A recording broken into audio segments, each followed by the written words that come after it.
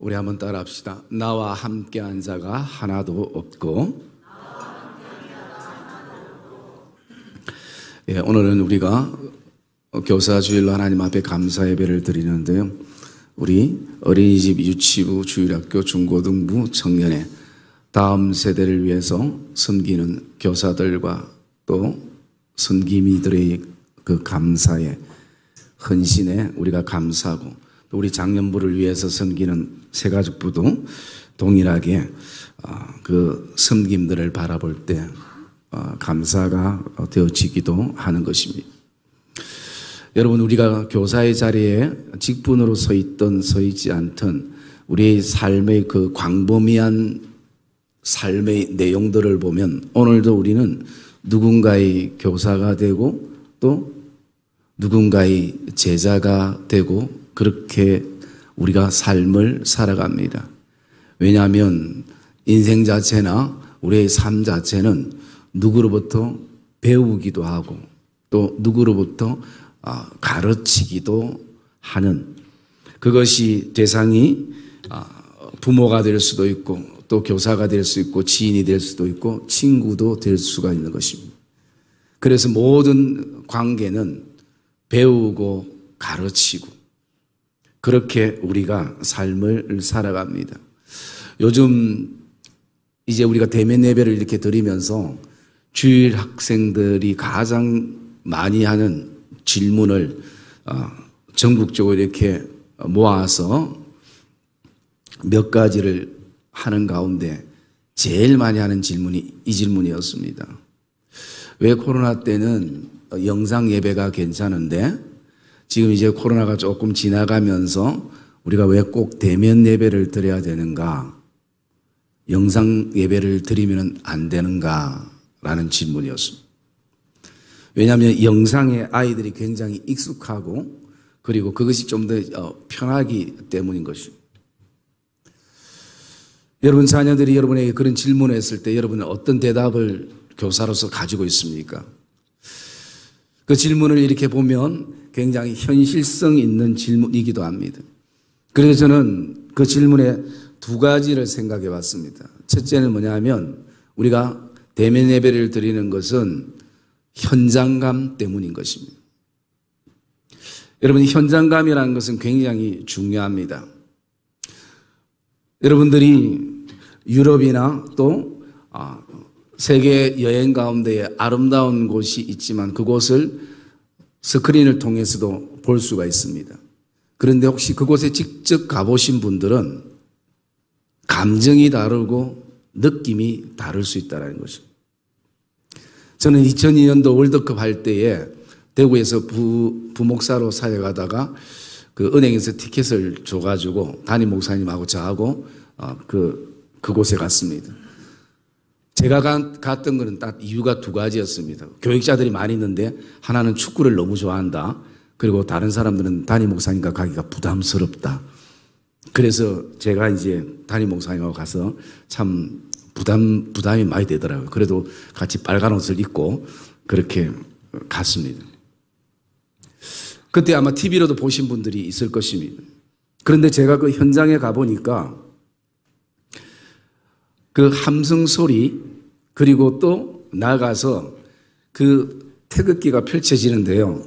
그 태극기가 펼쳐질 때 그 감동이 어떻게 말로 표현할 수 없는 거지. 제 마음속에는 사실은 애국심도 별로 없고 또 나라를 사랑하는 마음도 사실은 그렇게 많지 않은데 여러분 그 태극기가 사람들의 손에서 기계가 아니고 사람들의 손에서 밑에서부터 쫙 펼쳐나갈 때 그것을 바라보면서 제 마음속에 어떤 생각이었냐면 이 순간은 내가 나라를 위해서 죽을 수 있겠구나. 이 순간만큼은 내가 이 나라를 위해서 크든 작든 헌신의 자리에 갈 수 있겠구나라는 그 감동이 제 안에 밀려오기도 합니다. 그리고 그 부담스러운 담임 목사님하고 처음에는 박수를 그냥 이렇게 치다가 나중에 골이 들어가면서 나도 모르게 목사님도 모르게 둘이서 같이 껴안게 된 것입니다. 그러다가 감동 식으로 우리가 왜 이러노? 이렇게 했지만 여러분 우리가 대면회가 필요한 것은 현장감이라는 거죠.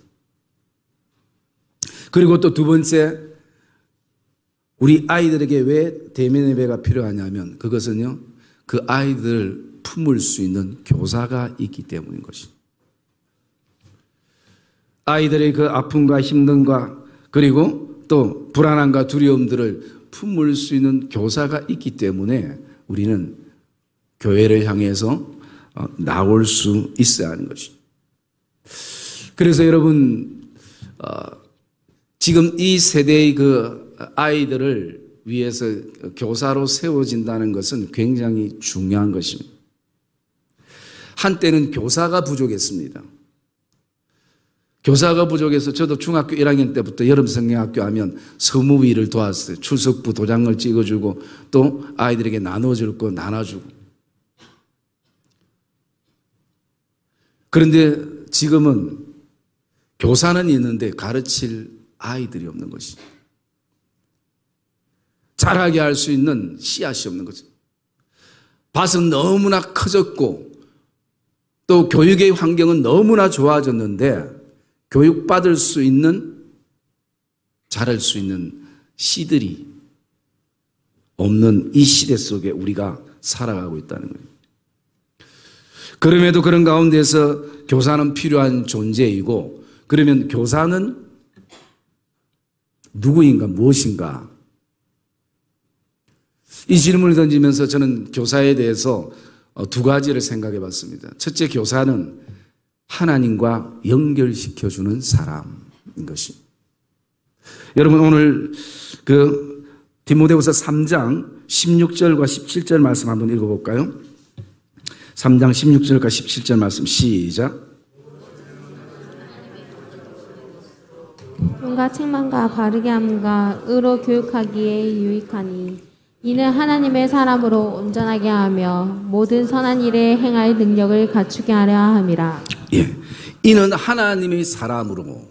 그래서 여러분, 교사는 하나님과 연결시켜주는 사람인데 무엇을 가지고 연결시켜주는가? 바로 하나님의 말씀, 성경을 통해서 하나님과 그리고 자녀들을 연결시키는 그 연결고리가 바로 교사의 직분이고 교사의 사명인 것입니다. 여러분, 다른 것과 아무리 많이 연결시켜도 그 모든 부수적인 것은 본질로 들어가면 하나님과의 연결이 되어져야 되는 것입니다. 여러분, 저와 여러분의 삶 가운데서도 마찬가지입니다. 직장과 일터와 가게와 사업처 가운데 우리는 어떤 사람들인가? 하나님과 연결시켜주는 사람이 되어야 되는 것입니다. 그리고 두 번째, 교사란 어떤 사람인가? 교사라는 것은요, 오늘도 분별력을 심어주는 사람입니다. 17절 보면 이는 하나님의 사람을 온전하게 하며 모든 선한 일을 행할 능력을 갖추게 한다라는 것입니다. 여러분, 이 시대의 아이들은 굉장히 자라나면서 어른들보다 훨씬 더 많은 능력의 범위들이 있을 것입니다. 그런데 중요한 것은 이 능력을 어떻게 써야 하는지에 대한 분별력이 필요한 시대인 것입니다. 그러기에 오늘 말씀에도 모든 선한 일을 행할 능력을 갖추게 한다라는 것입니다. 그래서 이 능력을, 하나님이 우리에게 주신 능력을 어디에? 선한 일을 행하는 데 써야 되는데, 우리가 그것을 하기 위해서는 바로 분별력이 있어야 되는 거죠. 판단력이 있어야 되는 것이죠. 그것을 심어주는 사람이 바로 교사임을 우리는 기억을 할 수 있습니다. 그러면서 오늘 우리의 삶에, 오늘도 우리가 교사로서 살아갈 때에 하나님이 원하시는 교사가 어떤 교사인가라는 것을 우리가 이 본문을 통해서 묵상을 또 해보게 되는데요. 첫째, 하나님이 원하시는 교사는요, 교회와 주님이 필요한 교사인 것입니다. 여러분, 우리 9절 말씀 한번 읽읍시다. 9절 말씀 시작. 너는 어서 속히 내게로 오라. 예, 여러분, 오늘 본문에는 바울이 지금 디모데에게 이 편지를 쓰면서 9절에 보니까 너는 어서 속히 내게로 오라 라고 말씀하는 것입니다. 여러분, 이 짧은 말 속에 우리가 무엇을 느낄 수 있는가? 디모데는 교회에 필요하고 내 복음 사역과 하나님 나라에 필요한 존재인 것을 바울이 인정하는 것입니다. 그래서 여러분, 교사는 주님이 필요로 하는 사람, 교회가 필요로 하는 사람. 비록 디모데가 나이가 어리고 그리고 경험이 없고 그리고 연약함들을 안고 있음에도 불구하고 바울은 그를 필요로 하고 있습니다. 여러분, 우리도 신앙의 경륜이 어리고 또 연약하고 잘 넘어지지만 오늘 주님께서 우리를 필요로 하고 있는 것입니다. 주님의 몸된 교회를 위해서, 주님을 위해서. 그리고 또 두 번째, 어떤 교사가 되어야 하는가? 교회를 사랑하고 주님을 사랑하는 교사인 것입니다. 여러분 10절 말씀 볼까요? 10절 말씀 시작. 데마는 이 세상을 사랑하여 나를 버리고 데살로니가로 갔고 그레스게는 갈라디아로 디모는 달마디아로 갔고. 예, 교사는 오늘도 교회와 주님을 사랑하는 교사가 되어야 하는데요, 이렇게 10절에 말하고 있습니다. 데마는 세상을 사랑하여 나를 버리고, 그렇게 말씀합니다. 성경학자들은 데마가 왜 바울 곁을 떠났는가? 여러 가지 이유 가운데에 가장 큰 것이 욕망 때문이라는 것입니다. 그래서 그 욕망이 자리에 대한 욕망이든 아니면 사람에 대한 욕망이든 물질에 대한 욕망이든 그 욕망 때문에 복음을 떠나고 바울 곁을 떠나서 세상을 사랑했다, 그렇게 말하고 있는 것입니다. 여러분, 교사는 세상보다 주님을 사랑하고 교회를 사랑하는 사람들이 교사가 되어야 함을 저와 여러분들이 기억하기를 주의 이름으로 축복합니다. 그리고 세 번째로는요, 어떤 교사가 되어야 되는가? 교회에 유익을 주는 교사가 필요한 것입니다. 여러분 11절 말씀 읽읍시다. 11절 말씀 시작. 누가만 나와 함께 있느니라. 내가 올 때 마가를 데리고 오라. 그가 나의 일에 유익하니라. 예, 마가를 데리고 오라. 그가 나의 일에 유익하니라. 이것은요, 바울이 단지 내 개인적인 어떤 사적인 일이나 또 사적인 성공을 위해서 마가를 필요로 하는 것이, 바울에게 나의 일은 무엇입니까? 오직 복음인 것입니다. 교회인 것이. 그렇기 때문에 마가는 교회에 그리고 주님께 유익한 사람이라는 것을 얘기하며 그 마가를 데려오기를 원하는 것입니다. 여러분, 상대적으로 우리 14절 말씀 한번 읽어볼까요? 14절 말씀 시작. 구리 세공업장 알렉산더가 내게 헤르만이 입혔음에 주께서 그 행한 대로 그에게 갚으시리니. 예, 마가는 하나님의 교회와 주님과 특별히 바울의 복음 사역에 유익한 존재였지만 구리 세공자 알렉산더는 많은 교회에 해를 입히고 그리고 복음을 가로막게 되는 것입니다. 왜 구리 세공업자 알렉산더가 그렇게 복음을 가로막았는가? 이 사람은 구리를 세공해서 우상을 만드는 사람들이에요. 그 우상이 큰 우상도 있지만 사람들 몸에 항상 지닐 수 있는 여러 가지 상징적인 우상들이 있는데, 바울이 그 우상들을 다 제거하고 오직 살아계신 하나님만 섬기게 하니까 장사가 안 되는 거지. 자기에게 이익이 되지 않는 거지. 그러니까 계속 교회를 해롭게 하고 또 해를 많이 입히는 모습을 보게 됩니다. 여러분, 저와 여러분은 오늘도 하나님의 복음에 유익한 자들이 오늘 되어지는 결단이 저와 여러분 안에 있기를 주님의 이름으로 축복합니다. 그리고 우리가 네 번째 어떤 교사가 되어야 하는가? 그것은요, 작은 것에도 충성된 교사가 되어야 하는 것입니다. 13절 말씀 읽겠습니다. 13절 말씀 시작. 내가 올 때 내가 드로아 가보의 집에 둔 겉옷을 가지고 오고 또 책은 특별히 가죽 종이에 쓴 것을 가져오라. 네, 바울이 디모데를 향해서 얘기합니다. 너가 올 때에 드로아 가보의 집에 둔 겉옷을 가지고 오고 또 책은 특별히 가죽 종이에 쓴 것을 가지고 오라. 그렇게 주문을 합니다. 내가 거기 가는 것만 해도 많은 희생이 따르고 헌신이 따른데, 그리고 큰 뭐 대단한 어떤 사명이나 소명이나 큰 일을 나에게 맡긴 것도 아니고, 그 드로아 가보의 집에 있는 겉옷을 가지고 오고, 그리고 책을 가지고 오라, 그렇게 얘기합니다. 여러분, 디모데가 있었던 그곳에서부터 그리고 그 드로아의 가보까지는 거리가 얼마 되는지는 모르겠지만, 혹시 여기서 부산에서 대구까지 거리라면 여러분 그 걸음이 쉽겠습니까? 가치 있는 어떤 물건을 가져오는 것도 아니고 그냥 겉옷과 그리고 바울이 쓴 편지를 가지고 오라는 것이. 여러분, 우리가 오늘도 섬겨 나갈 때에 항상 우리는 일의 크기의 어떤 모습을 볼 때가 있습니다. 물론 그것도 굉장히 중요하지만 정말 하나님이 원하시는 교사는요, 크기가 아니라 작은 것에도 충성할 수 있는 교사가 되어야 되는 것입니다. 우리가 오늘 오후에 소진희 교수님을 모시고 성경적 가치관, 세계관에 대해서 강의를 이렇게 듣습니다. 그런데 이제 그분이 그런 얘기를 했나 봐요. 그 강의할 때에 화이트보드가 필요하다고. 요즘 교회마다 화이트보드를 쓰는 데가 없잖아요. 우리도 옛날에 있던 것까지도 다 없앴는데. 그래서 저는 제 생각 안에, 그래서 제가 한 집사님한테 연락을 받았습니다. 목사님, 화이트보드 그 1시간 때문에 살 수는 없고 어떻게 알아봐서 대여하는 데를 알아봤대요. 그래서 뭐 또 이제 강사가 필요하다니까, 그러면 어디냐고 대여하는 데가. 그러니까 대여하는 데가 양산이라는 거죠. 그래서 제 마음이 좀 불편하더라고요.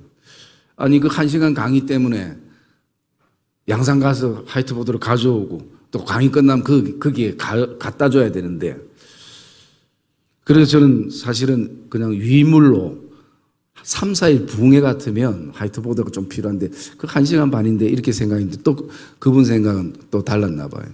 목사님, 제가 이거 수고하는 것이 목사님 신경 쓰인다면 그것은 신경 안 쓰셔도 됩니다. 제가 목사님 허락하면 다녀오겠습니다.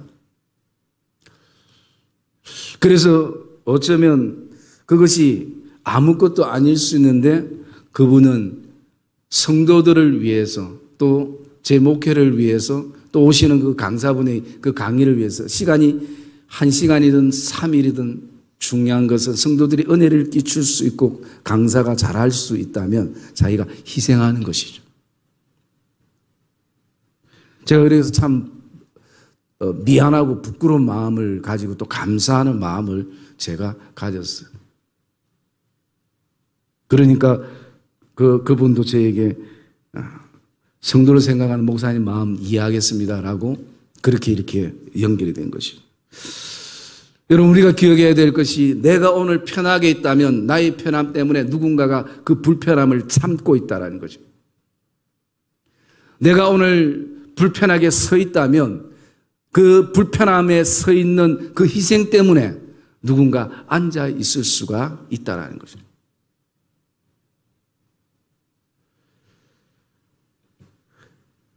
오늘 저와 여러분의 삶 안에 우리가 이 공동체는 반드시 이것을 기억해야 되는 것입니다.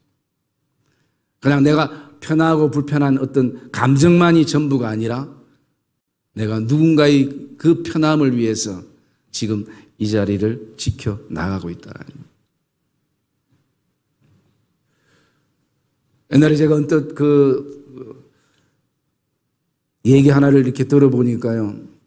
그 미국의 대통령이 전용 비행기를 타고 이제 순방하러 가는 가운데에 한 1시간인가 2시간 가다가 비행기 기체에 이상이 생겨서 회항을 해서 돌아와서 점검해 보니까 뭐 큰 어떤 뭐 엔진이나 뭐 기름이 없거나 뭐 어떤 그런 부분이 아니고 기체에 아주 작은 그 너트 나사 하나가 잘못 들어가 있는 거지. 여러분, 큰 비행기에 비해서 그 나사 하나는 아무것도 아닐 수 있습니다. 그런데 그 나사 하나가 제자리에 가지 못하니까 큰 비행기도 위험성이 있고 움직일 수 없는 것입니다. 여러분, 때로는 이 복음의 큰 방주 비행기라는, 그리고 교회라는 큰 이 복음의 이 자리에서 우리가 혹시라도 내가 나사와 같은 그 연약한 존재라는 그 생각 속에 그냥 뭐 대충 되겠지라는 것이 아니라, 오늘도 비록 우리가 그런 연약함이 있지만 그 작은 것에도 주님께 하듯이 할 때에 이 교회의 비행기가 안전하고 움직이게 된다는 사실을 저와 여러분이 가슴에 품는 이 예배가 되기를 주님의 이름으로 축복합니다. 그러면서 또 다섯 번째로는요, 우리가 어떤 교사가 되어야 되는가? 끝까지 함께하는 사람이 되어야 된다. 그 교사가 되는, 우리 16절 말씀 같이 읽겠습니다. 16절 말씀 시작. 내가 처음 변명할 때 나와 함께한 자가 하나도 없고 다 나를 버렸으나 그들에게 허물을 돌리지 않기를 원하노라. 예, 여러분, 바울이 그렇게 얘기합니다. 내가 복음의 열정을 가지고 내가 만난 하나님을 좀 전하는데 이것을 알아주는 사람이 없는 것이에요. 그래서 정말 내가 처음 변명이라는 것은 내가 이렇게 예수를 만났다고 그가 고백하고 그리고 그것을 믿어달라고 하는데, 바울이 지금까지 어떤 삶을 살았습니까? 예수 믿는 사람을 옥에 가두고 그들을 괴롭게 하고 스데반 집사님까지 죽음에 내몰게 했던 사람이었습니다. 그러니까 모든 사람들이 이것을 믿어주지 않는 것입니다. 저 혹시 저렇게 해서 또 교회를 괴롭히려고 하는 것이 아닐까? 그래서 바울이 고백할 때 내가 처음 변명할 때에 나와 함께한 자가 하나도 없다라는 것입니다.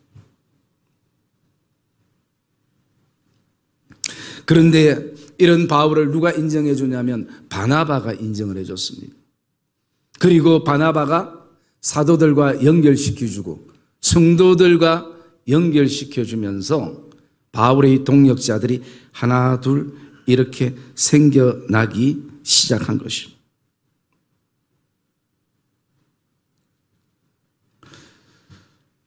우리가 오늘 말씀 11절 말씀 한번 읽어볼까요? 11절 말씀 시작. 누가만 나와 함께 있느니라. 내가 올 때 마가를 데리고 오라. 그가 나 일에 유익하니라. 예, 여러분, 사도 바울의 사역 가운데 누가만큼은 바울과 평생을 함께했습니다. 누가의 직업은 의사였습니다. 지금도 의사의 직업은 존경받고 그리고 많은 사람들의 선망의 대상이 되기도 합니다. 그런데 그 당시에는 더 그랬을 것입니다. 그리고 그 당시에 어쩌면 돈 벌기로 작정했다면 엄청난 부자가 될 수도 있었을 것입니다. 그런데 누가는 바울의 그 건강과 그리고 음식과 모든 것을 그가 주치의처럼 그렇게 따라다니면서 헌신했던 사람이었습니다.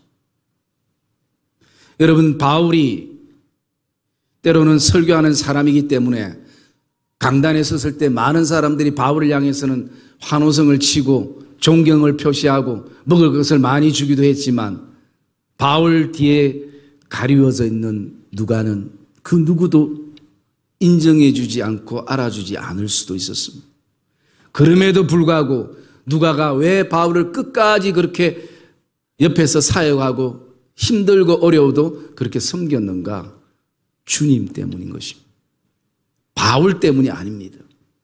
하나님 나라를 이루어가는 그 과정이기 때문에 복음이 온 땅에 선포될 때 하나님이 바울을 들어 쓰실 때 오늘 누가는 그가 바울을 살피고 섬기는 것이 그에게는 복음이고 사명이고 그리고 하나님이 자신에게 주신 달란트였던 것입니다. 성경학자들은 바울이 성격이 아주 온순하거나 그런 스타일이 아니었다고 합니다.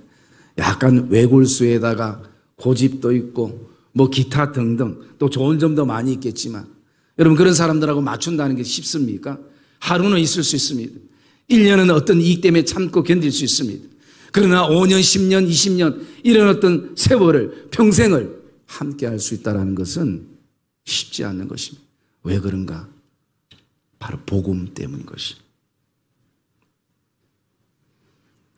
오늘 저와 여러분들이 한 세대가 정말 복음에 바로 설 수 있다면 우리는 끝까지 그 복음을 위해서, 다음 세대를 위해서 함께하는 교사가 되어지기를 주님의 이름으로 축복합니다.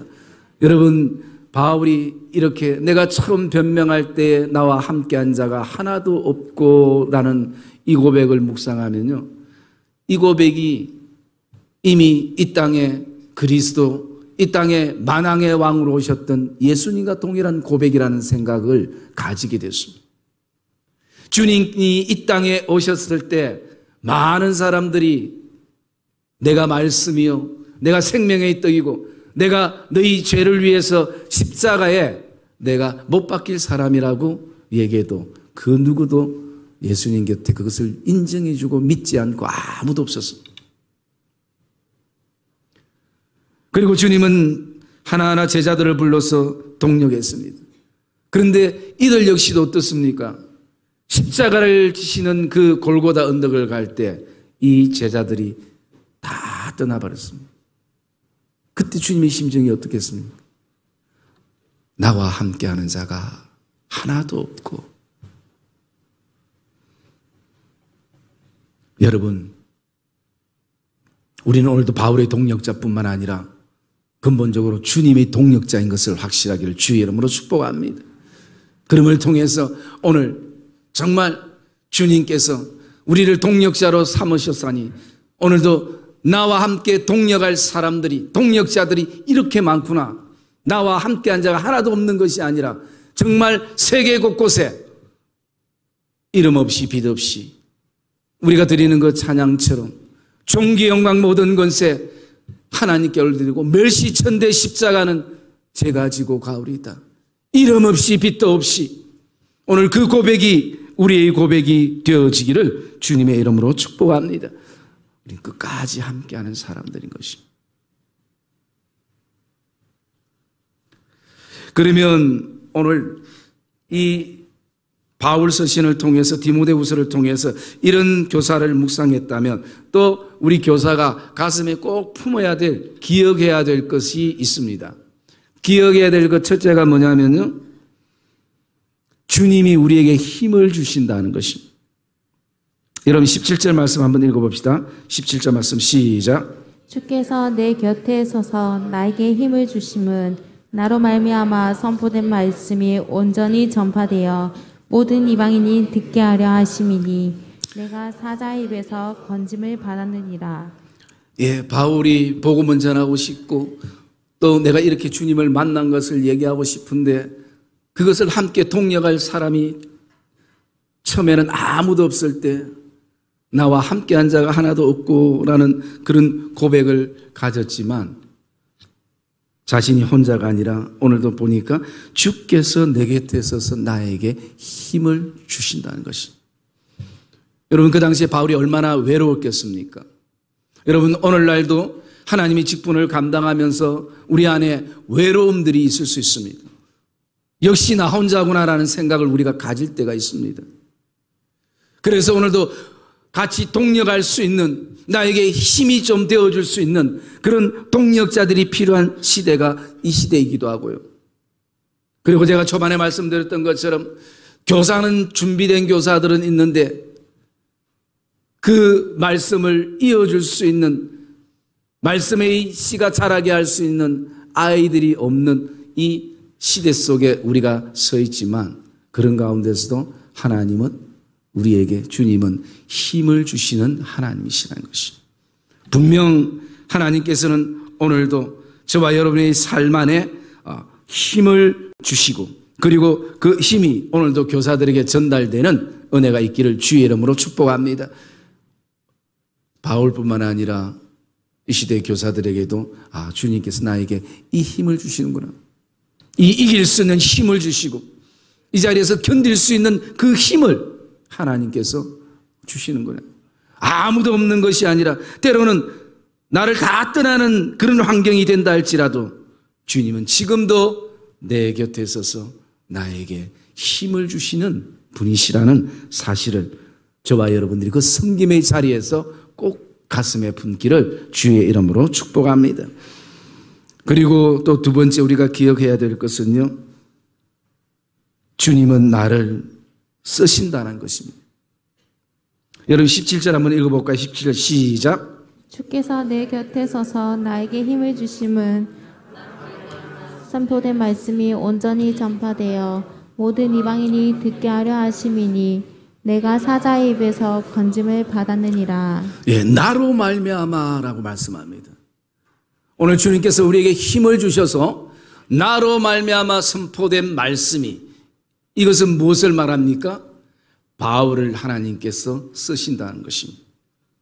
사람이 많고 적든지 어떤 환경에 처했든지 하나님께서는 오늘도 나를 쓰시는 하나님이십니다. 그래서 바울은 어떤 고백합니까? 나는 하나님께서 쓰시는 그릇이라.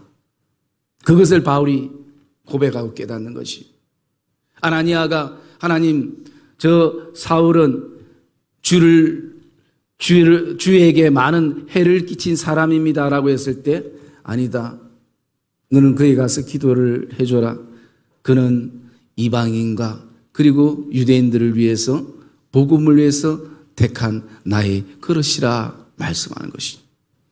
여러분, 오늘 우리가 크게 쓰이든 작게 쓰이든 분명한 것은, 정확한 것은 하나님께서 복음을 위해서, 하나님의 나라를 위해서 저와 여러분을 지금도 쓰시고 계신다는 사실을 확신하기를 주의 이름으로 축복합니다. 그래서 바울이 고백하는 것이죠. 주께서 내 곁에서 나에게 힘을 주시고 오늘도 나로 말미암아. 저와 여러분의 삶 안에 오늘도 나로 말미암아 선포되는 말씀이 분명 있다라는 사실입니다. 그리고 세 번째 우리가 기억해야 될 것은요, 반드시 듣는 자가 반드시 있다라는 것이요. 17절 말씀해 보면 제가 읽어드리겠습니다. 주께서 내 곁에서 나에게 힘을 주심은 나로 말미암아 선포된 말씀이 온전히 전파되어 모든 이방인이 듣게 하려 하심이라 라고 말씀합니다. 그래서 여러분, 아이들이 작고 많고 숫자도 중요하겠지만 우리가 기억해야 될 것은 반드시 하나님의 말씀을 듣는 사람들이 반드시 있다라는 것입니다. 그래서 왜 하나님께서 듣게 하려 하신다, 그렇게 말씀을 하고 있는 것입니다. 여러분, 전하는 자가 있어야, 쓰이는 도구가 있어야 그것을 들을 수 있지 않겠습니까? 그래서 교사들이 기억해야 될 것은 아이들이 많고 작고 성도들이 많고 적고 중요한 것이 아니라 오늘 반드시 이 말씀을 들을 사람이 있다는 것입니다. 그리고 네 번째, 교사들이 꼭 가슴에 품고 기억해야 될 것은요, 길이 보이지 않는 가운데서도 반드시 길이 있다라는 것이. 여러분, 오늘 말씀 우리 한번 읽어봅시다.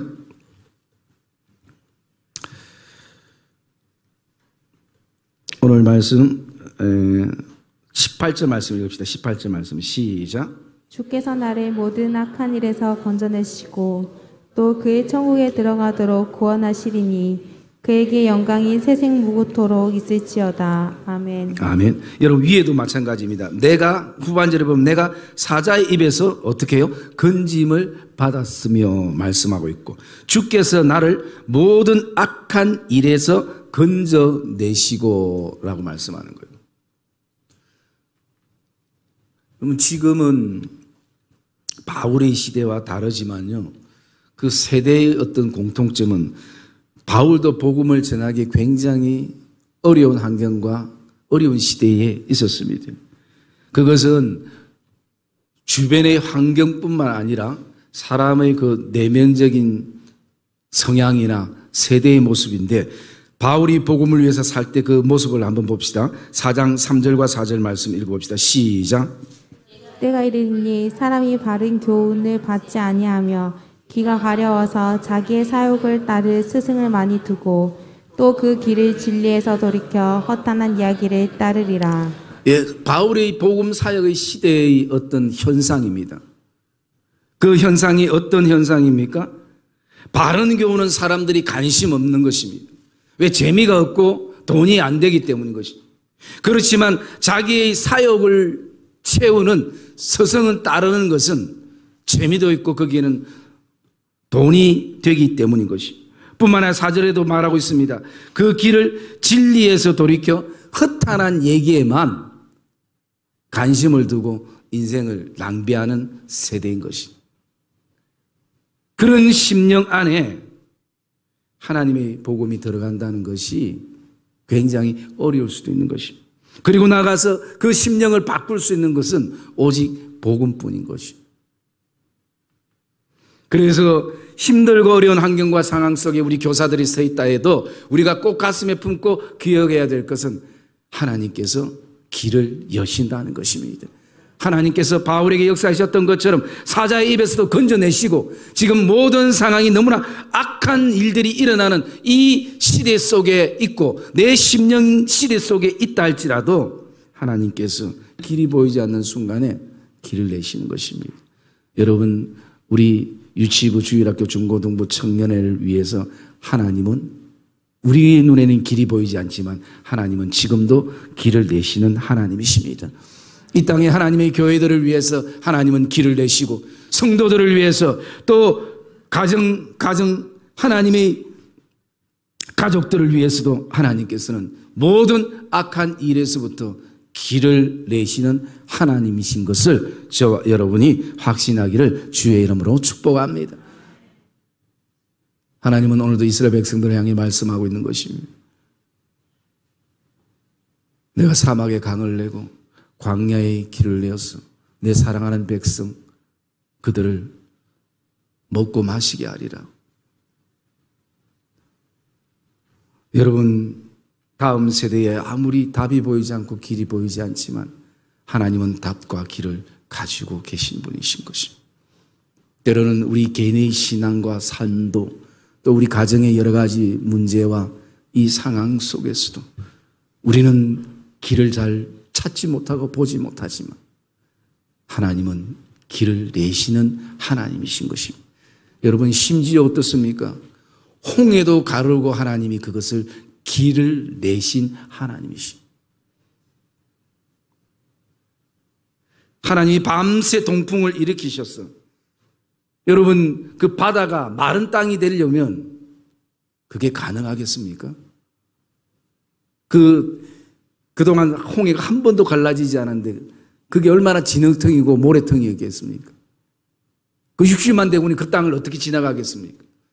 하나님이 그냥 길만 내신 것이 아니라 그들이 갈 수 있도록 바닥을 마른 땅이 되게 했다는 것이 성경에 기록되어 있습니다. 여러분, 오늘도 교사로서 암울한 내일을 바라보며 가슴 아파하고 또 우리 가정과 우리 신앙과 우리 교회의 장래를 바라보며 때로는 숨막히는 순간이 있다 할지라도 우리는 기억해야 합니다. 하나님께서 사자 입에서 나를 건지실 것입니다. 모든 악한 일에서 건지실 것입니다. 그리고 하나님은 길을 내시는 하나님이십니다. 바울이 경험했던 하나님이 저와 여러분들이 경험되어지는 하나님이 되기를 주의 이름으로 축복합니다. 그리고 마지막 한 가지 우리가 기억해야 될 것은 모든 영광은 하나님께인 것입니다. 여러분 18절 읽읍시다. 시작. 주께서 나를 모든 악한 일에서 건져내시고 또 그의 천국에 들어가도록 구원하시리니 그에게 영광이 세생무토록 있을지어다. 아멘. 아멘. 여러분, 바울의 복음 사역 시작은요, 하나님의 영광에서 시작해서 하나님의 영광으로 끝나는 것입니다. 여러분, 우리의 신앙도 그래 됐으면 좋겠습니다. 우리의 섬김도 그래 됐으면 좋겠습니다. 물론 중간에 우리가 실수와 제약과 또 여러 가지 아픔과 그런 어떤 부분들이 있지만 그 가운데서도 하나님께서 우리를 계속 다듬으셨어.